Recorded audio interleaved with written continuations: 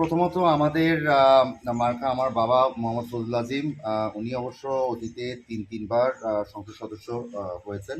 তো এবার আমাদের প্রতীক হচ্ছে হরিণ মার্কায় আমরা নির্বাচন করছি। তো প্রথমেই সকলের কাছে হাতিয়ার ভোটারদের কাছে রিকোয়েস্ট করব ওনাদের অনারেবল ভোটের জন্য আমাদের হরিণ মার্কায়। আর আসলে বাবা হচ্ছে যে অতীতে দুইবার বিএনপি থেকে ইলেক্টেড মেম্বার অফ পার্লামেন্ট হয়েছেন।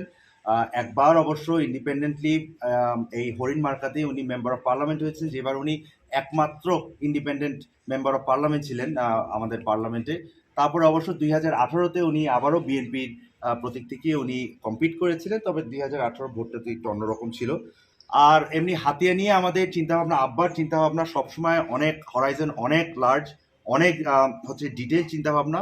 এমনি হচ্ছে যে আমাদের আমরা বেসিক্যালি যেটা হচ্ছে যে বিএনপি যে কোনো কারণে হচ্ছে যে বিএনপি থেকে আমরা প্রতীক আমাদের না হলেও বিএনপিতে অন্য ক্যান্ডিডেট থাকলেও সব ক্যান্ডিডেটের উপরে সাথে রেসপেক্ট রেখেই আমরা বলতে চাচ্ছি যে আমরা মনে করি যে আমাদের সবচেয়ে স্ট্রং পপুলারিটি এখানে, সবচেয়ে আমাদের হচ্ছে যে যদি বেঙ্গলিতে বলতে হয় যে আমাদের ফিল্ড সবচেয়ে স্ট্রং আর কি ওখানে।